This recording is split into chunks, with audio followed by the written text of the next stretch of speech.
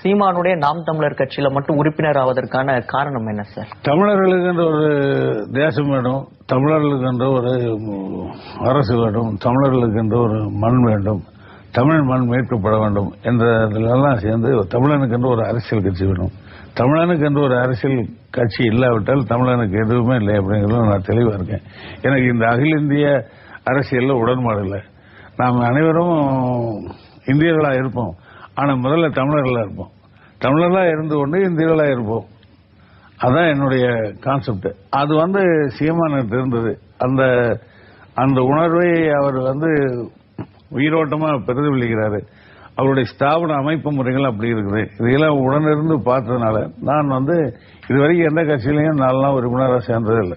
காலகாலமா நான் கல்லூரி காலத்திலிருந்து இது வரைக்கும் நான் எந்த கட்சியிலும் உறுப்பினராக இருந்ததில்லை. முதல் முறையா நான் நாம் தமிழர் கட்சியில உறுப்பினராக இருக்கேன். அது எனக்கு ஒரு மகிழ்ச்சி.